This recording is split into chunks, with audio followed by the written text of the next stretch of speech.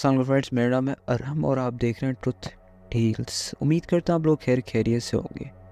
Story शुरू करने से पहले आप लोगों से छोटी सी रिक्वेस्ट है कि चैनल को लाइक एंड सब्सक्राइब करना मत भूलिए। ये स्टोरी बहुत इंटरेस्टिंग है। स्टोरी शुरू करने से पहले मैं ये कहना चाहता हूँ, जिन लोगों को डर लगता है वो आयतुल कुर्सी पढ़ लें और अपने आसपास एक हिसार बांध लें।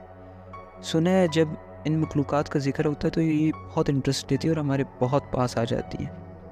तो जिन लोगों को डर लगता है वो आयतुल कुर्सी पढ़ लें और चलते हैं स्टोरी की तरफ। ये स्टोरी जिन्होंने हमसे शेयर की उन्होंने अपना नाम नहीं बताया, लेकिन ये स्टोरी बहुत इंटरेस्टिंग है। मैं कराची में रहती हूँ। हुआ कुछ यूँ कि मेरी शादी हो चुकी थी, मेरे 2 बच्चे भी हैं। हम लोगों ने उम्रे पर जाना था, मैं, मेरा शौहर, मेरे बच्चे और मेरा देवर। हम लोगों ने तैयारी की और उम्रे पर चले गए। वहाँ का पैकेज होता है जैसे 4 दिन मक्का, 4 दिन मदीना, फिर 4 दिन मक्का और फिर वापस पाकिस्तान। तो हमारा कुछ इसी किस्म का पैकेज था जो मेरे जेठ ने करवाया था। इनकी अपनी ट्रैवल एजेंसी है। हम लोग यहाँ से मक्का पहुँचे, हम लोगों ने उम्रा अदा किया, सब कुछ ठीक था। हमें 4 दिन वहाँ रुकने के बाद फिर मदीना जाना था। इस टाइम मेरा बड़ा बेटा 11 साल का था और मेरा छोटा बेटा 9 महीने का था। मेरा बड़ा बेटा बोल नहीं पाता था, मतलब ठीक से बोल नहीं पाता था कोई लफ्ज़। हम लोग मदीना चले गए। वहाँ हम लोगों को होटल ढूंढने में बहुत मुश्किल हो रही थी। मतलब ऐसा कि कोई होटल मिल नहीं रहा था, रूम्स का इशू हो रहा था। तो हम लोग सब जगह घूमे, तो वहाँ एक होटल था। हम लोगों ने पता किया तो उन्होंने कहा कि यहाँ रूम अवेलेबल नहीं है। तो हम लोग जब वापस वहाँ से जाने लगे तो उन लोगों ने हमें आवाज़ दी। हम लोग वापस गए तो उन्होंने हमें कहा कि आप लोगों को 13 फ्लोर पे रूम्स मिल जाएंगे, एक दाएं तरफ और एक बैक साइड पे। मेरा देवर हमारे साथ था और हम लोग साथ साथ रूम्स ले रहे थे। तो हम लोग वो रूम्स मिल नहीं रहे थे। हमने आसपास बहुत जगह ढूंढा था, तो हमें यही बेस्ट लग रहा था। तो हम लोगों ने ओके कर दिया कि ठीक है, हम लोग ये रूम्स ले लेते हैं। तो जब हम 13 फ्लोर पे गए तो रूम नंबर 214 हमारा रूम था। वो लोग रूम खोलने के लिए एक कार्ड देते थे, एक एंट्री कार्ड। लेकिन जैसे हम रूम की तरफ गए तो इसका दरवाज़ा ऑलरेडी खुला हुआ था। तो हम लोग थोड़ा कंफ्यूज हुए और जब हम लोग अंदर गए, पूरा रूम ही उथल पुथल हुआ था, जैसे यहाँ पर कोई रह रहा था और यहाँ पर सफाई नहीं हुई। तो एकदम मेरे हस्बैंड ने कहा कि मैं नीचे जाके इनको कहता हूँ कि रूम की सफाई कर दो। ये कहकर मेरे हस्बैंड जब रूम से निकलने लगे तो सामने वाले एक रूम में, तो यहाँ पर ज़्यादातर बंगाली होते हैं रूम सर्विस के लिए, तो वहाँ सामने से भी एक बंगाली निकल के आ रहा था। तो मेरे हस्बैंड ने उनसे कहा कि इस रूम की सफाई तो करवाएं। तो उसने मेरे हस्बैंड को कहा कि ये रूम, इस रूम में तो ऑलरेडी कोई है, आप लोगों को ये रूम किसने दिया? तो मेरे हस्बैंड बोले कि हमें होटल वालों ने ही ये रूम दिया और ये रूम ऑलरेडी खुला हुआ था और यहाँ पे तो कोई नहीं है। तो उसने कहा ठीक ऐसा है।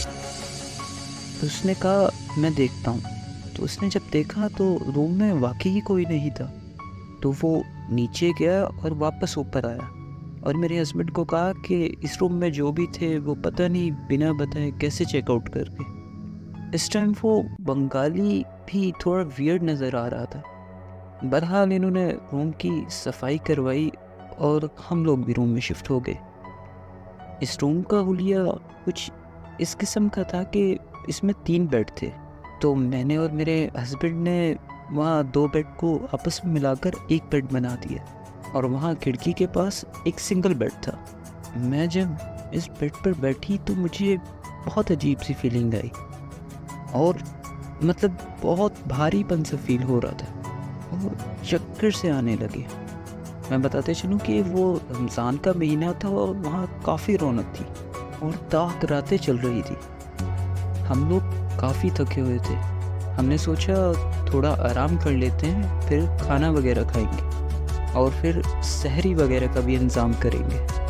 तो हम लोगों ने लाइट ऑफ की और लेट गए। हम जैसे ही लेटे तो मुझे नींद नहीं आ रही थी। जब लाइट ऑफ की तो वो जो खिड़की के पास सिंगल बेड है, जैसे मेरी नज़र वहाँ पड़ी तो मुझे फील हुआ कि एक ब्लैक शेडो, मतलब बहुत हाइट का ब्लैक शेडो सा मुझे फील हुआ वहाँ पे। मेरी नज़र अचानक वहाँ पर पड़ी थी। जैसे हम लोग सर पे दुपट्टा लेते हैं, जब मेरी नज़र वहाँ पे पड़ी तो मुझे फील हुआ कि उसके सर पे कुछ था जो हिल रहा था। शायद हो सकता है थकावट की वजह से कुछ हो, लेकिन मुझे फील हो रहा था जैसे ये मेरे पास ही खड़ा है और इसके सर पर जो भी चीज़ है दुपट्टे की तरह ये हवा के साथ हिल रही है। हालांकि रूम में हवा दूर दूर तक नहीं थी।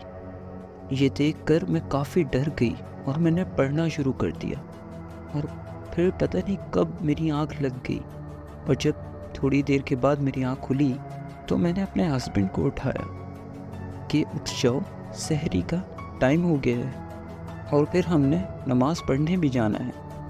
और इतने में मेरा जो बड़ा बेटा है, जो ठीक से बोल भी नहीं पाता था, उसने अचानक बोलना शुरू कर दिया। मतलब कि पूरे पूरे अल्फाज इसने बोलना शुरू कर दिए। बताता चलूँ कि वो कमरे में अकेला ही खेलता, हंसता, बातें करता, पूरे पूरे अल्फाज बोलता कि मामा ये कर दो, कि मामा मुझे भूख लगी है। और हम लोग काफ़ी हैरान हुए।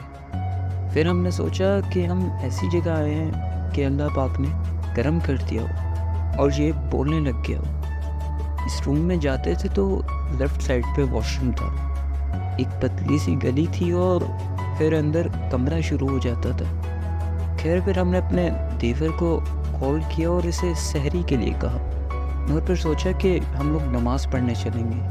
हम लोग नमाज़ पढ़ने इस तरह से जाते थे कि हमारे पास एक स्ट्रोलर थी और एक व्हील चेयर होती थी। मैं व्हील चेयर बीच में करके अपने बेटे को एक साइड में बैठा दिया करती थी और साथ में अपना बैग रखती थी एक साइड पे। मेरा बेटा जाता था व्हील चेयर पे। उस दिन भी ऐसा ही हुआ। जब हम लोग वहाँ से निकलने लगे तो मैंने अपने बेटे को बैठाया और जब मैं अपना बैग रखने लगी तो इसने कहा, मामा यहाँ पर अपना बैग मत रखो, यहाँ मेरा दोस्त बैठेगा।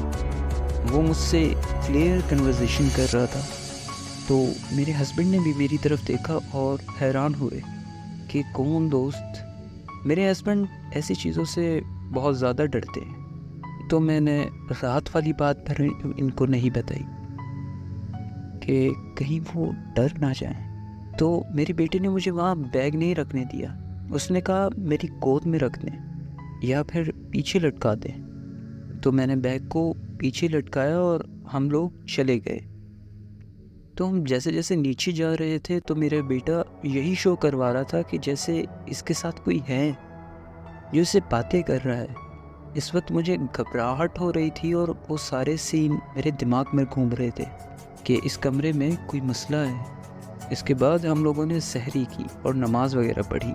और यहाँ पर आपको एक बात बताती चलूँ कि हम लोग जैसे ही गुंबद खिजरा में एंटर हुए, मेरा बेटा इस तरह से रोने लगता है कि आसपास के लोग डिस्टर्ब होने लग गए। वो बहुत ज़्यादा रोने लगा और चीखने लगते हैं। तो वहाँ मौजूद लोगों ने कहा कि आप नमाज छोड़ें, बच्चे की वजह से बाकी लोग भी डिस्टर्ब हो रहे हैं, आप इसको वापस ले जाएं।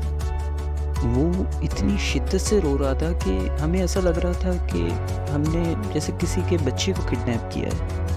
खैर हम लोग वापस होटल आ गए और जैसे ही हम होटल पहुँचे तो मेरा बेटा बहुत खुश हो गया और इसने रोना बिल्कुल ही बंद कर दिया, जैसे ऐसे कुछ हुआ ही ना हो।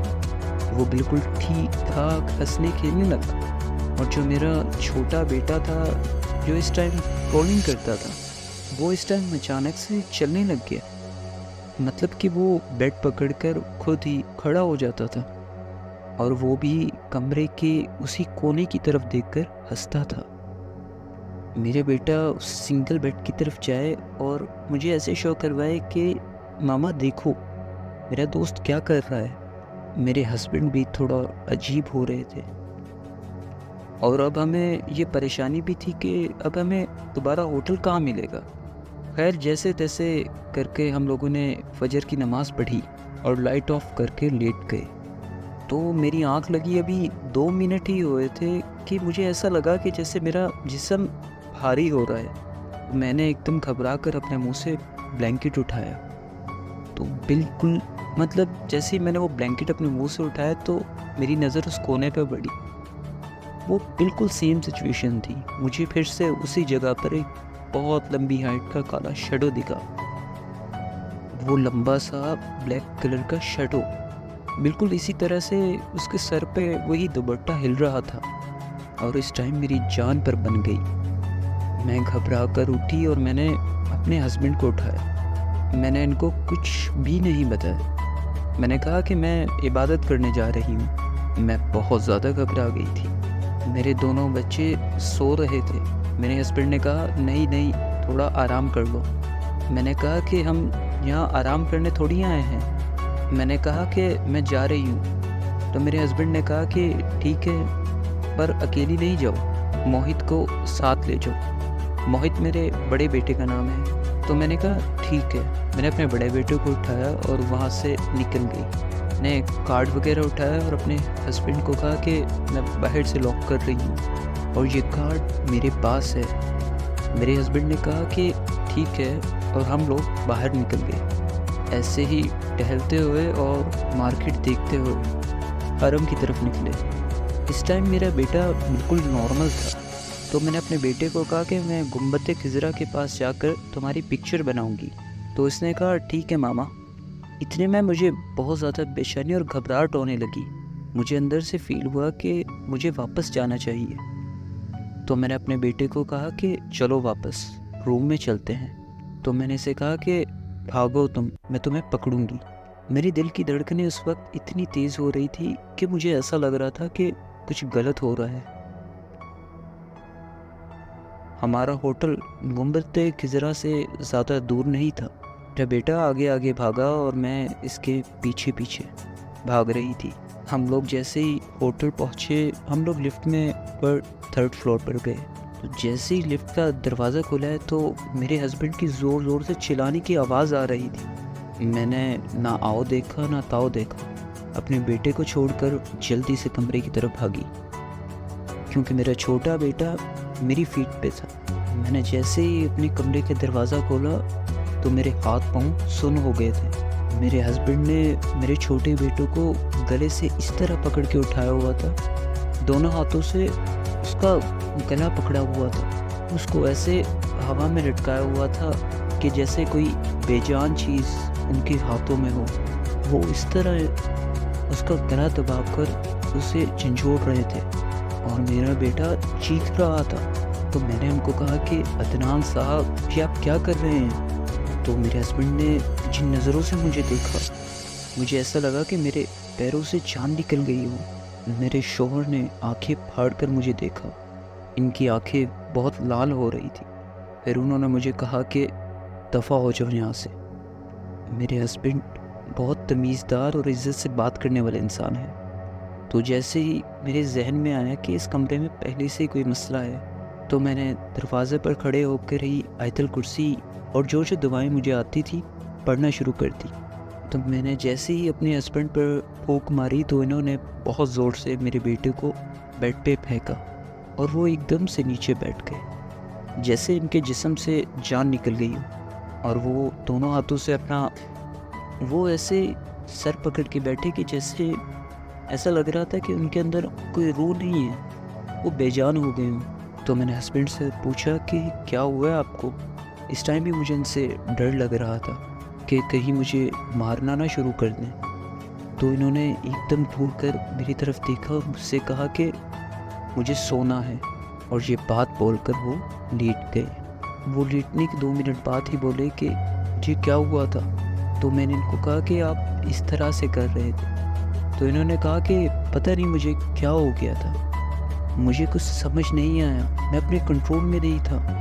और फिर जैसे तैसे करके वो दिन भी निकल गया और वो रात को मुझे बहुत तेज़ भूख लगी। ईशा के बाद हम लोग तरावी वगैरह भी पढ़कर आ चुके थे। तो एकदम मेरे हस्बैंड ने कहा कि रूम बहुत गंदा हो रहा है। मेरे हस्बैंड इन चीज़ों में मेरी बहुत हेल्प करवाते थे, सफाई वगैरह वो मेरे साथ मिलकर भी करवा लेते हैं। तो इन्होंने मुझे कहा कि मैं कमरे की सफाई कर लेता हूँ, तुम बच्चों को देखो, जो भी इनको खिलाना पिलाना है। मैंने अपने छोटे बेटे को फीड करवाया और बड़े बेटे को स्लाइस वगैरह दिए।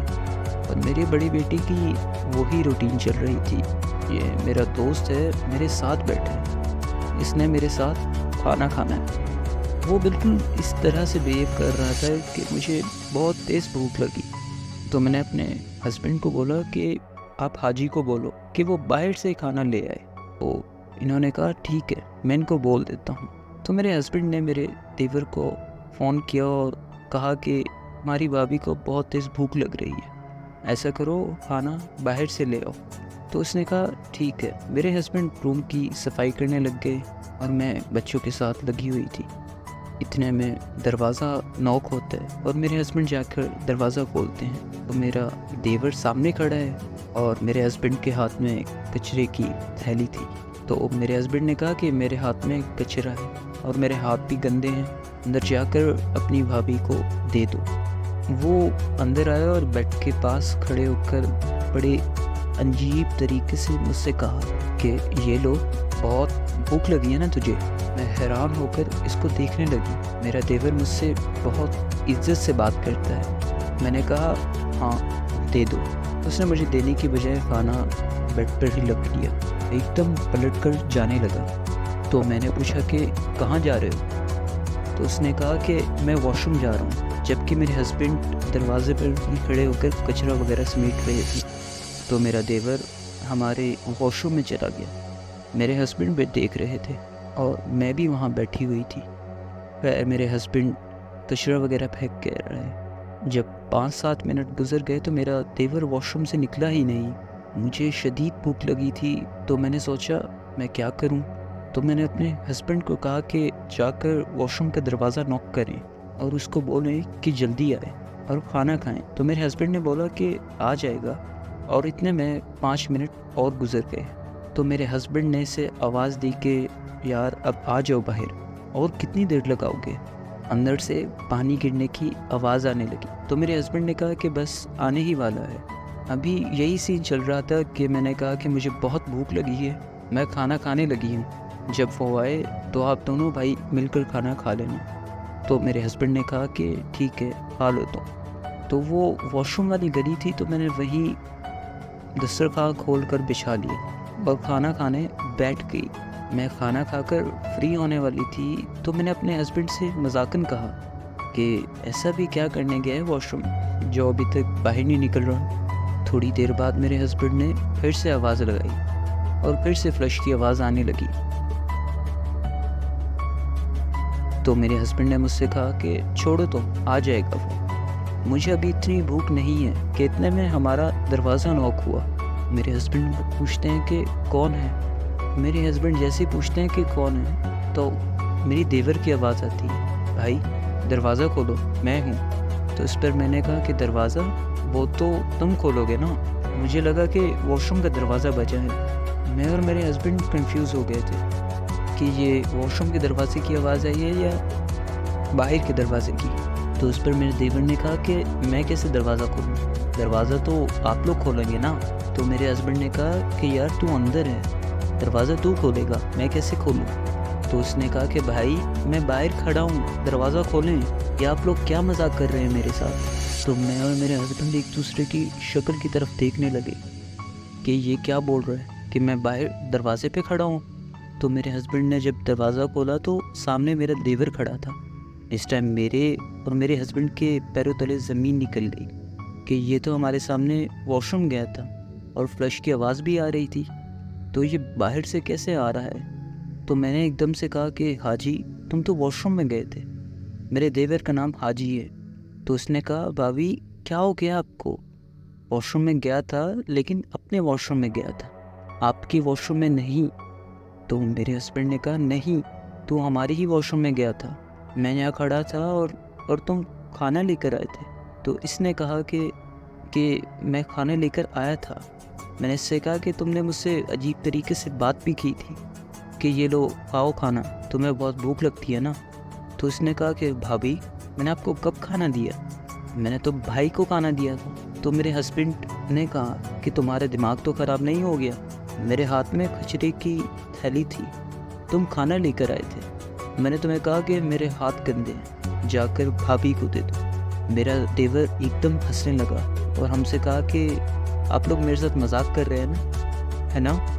तो मैंने कहा कि हम मजाक नहीं कर रहे। तो मेरे देवर ने कहा कि क्या हो गया आपको? मैंने भाई को बाहर से खाना दिया था, मैं तो अंदर आया भी नहीं और मैं भाई को बोल के गया था कि मैं वॉशरूम जा रहा हूँ। तो हम तीनों एक दूसरे की तरफ देखने लगे।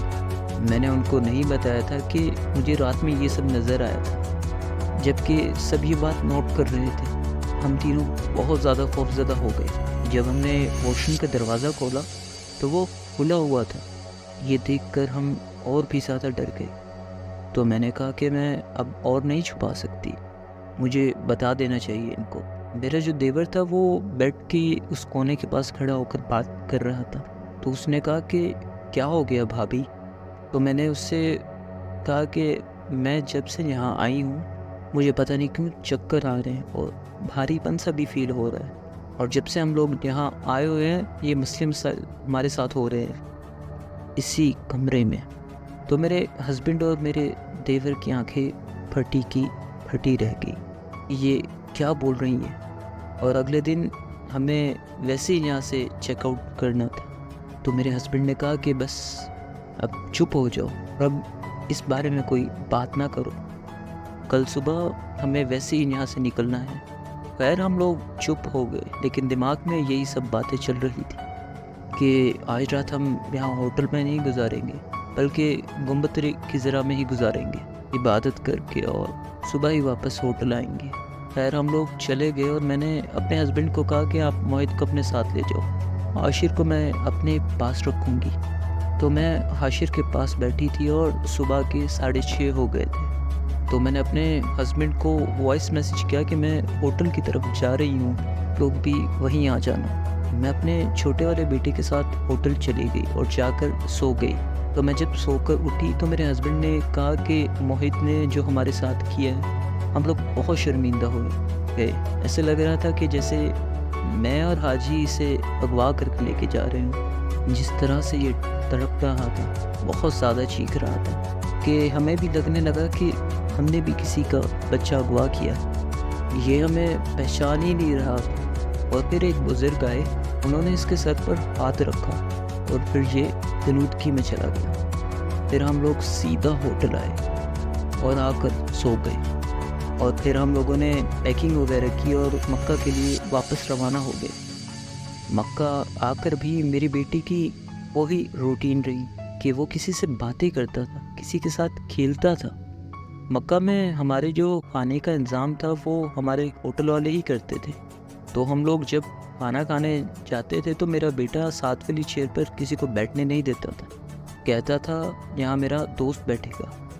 और इसके लिए खाना निकालते तो कहता 2 चम्मच रखो, निवाले बनाओ, तो वो कहता था 2 निवाले बनाओ। जब हम पाकिस्तान में थे तो मेरा बेटा खाता पीता नहीं था, लेकिन वहाँ पर इसने खाना पीना शुरू कर दिया था। हम लोग खुश भी थे, हैरान भी थे और डरे हुए भी थे कि आखिर ये हो क्या रहा है हमारे साथ। बहरहाल फिर हमने बोला कि उम्रे के लिए जाते हैं। रमज़ान था, काफ़ी रश था और ऊपर से ताक रातें भी चल रही थी। तो हमें फ़र्स्ट फ्लोर पर जगह मिली कि हम लोग फ़र्स्ट फ्लोर पर तवाफ़ करेंगे। तो हमने जैसे ही हरम पर फ़र्स्ट फ्लोर पर तवाफ़ करना शुरू किया तो आप यकीन करें कि मेरा बड़ा बेटा फिर उसकी कुछ अजीब हालत होने लगी, मैं आपको बता नहीं सकती। हम लोग बहुत डर गए। हम लोगों ने जैसे तैसे करके उम्रा कंप्लीट किया और होटल वापस आ गए। ये सब चलता रहा। फिर हमने वापस पाकिस्तान की तैयारी की और हम लोग एयरपोर्ट की तरफ निकले। तो हम लोग जैसे ही एयरपोर्ट पे पहुँचे तो वहाँ पर एक गार्ड था। इसने माहित और हशर को देखकर प्यार किया, तो मेरे बेटे ने इसके साथ भी बदतमीज़ी की। एयरपोर्ट पे जाकर वो हद दर्जे का बदतमीज़ हो गया था और कह रहा था आगे नहीं जाऊंगा। हमने इसको घसीट घसीट कर बिठाया। वो अजीब तरीके से बदतमीज़ी कर रहा था। वो मुझे बहुत अजीब नज़रों से देख रहा था। मुझे तो लग ही नहीं रहा था कि ये मेरा बेटा है। बहुत बदतमीज़ी वाली हरकतें इसने शुरू कर दी और उछल कूद करने लगा कि मैं नहीं जाऊंगा। मेरा बेटा मेरे देवर से काफ़ी डरता है, तो मैंने अपने देवर को कहा कि हाजी इसको देखना। तो उसने मेरे देवर की तरफ देखकर बोला, क्या कर लेगा तू मेरा? मेरा देवर एकदम से खामोश हो गया, क्योंकि उस वक्त काफ़ी आवाम बैठी हुई थी वहाँ पर। तो मेरे देवर ने मुझे कहा कि भाभी आप इसको इसके हाल पर छोड़ दो। तो मैं भी वहाँ चुप होकर बैठ गई और मेरे हस्बैंड भी इसे हैरत से देखने लगे और इनको गुस्सा भी आया। और इसकी हरकतें देखकर मुझे वैसे भी गुस्सा आ रहा था। मैं गुस्से की वैसे ही बहुत तेज़ हूँ। बहरहाल हमने जैसे ही बर्दाश्त किया और जैसे ही अनाउंसमेंट हुई कि आप लोग जहाज़ की तरफ आ जाएं, तो हम लोग जैसे ही जहाज़ की तरफ बढ़ते हैं तो मेरे बेटे ने कहा कि मैं जाऊंगा ही नहीं। और पता नहीं हम फिर किस तरह इसको घसीट कर जहाज़ पे ले गए। और फिर जब जहाज़ उड़ा तो मेरा बेटा इस कदर चिल्ला रहा था कि हम शर्मिंदा हो रहे थे। हमारे आगे वाली सीट पर एक लेडी बैठी हुई थी जो काफ़ी नमाजी परहेज़ी लग रही थी और वो कुरान पढ़ती थी।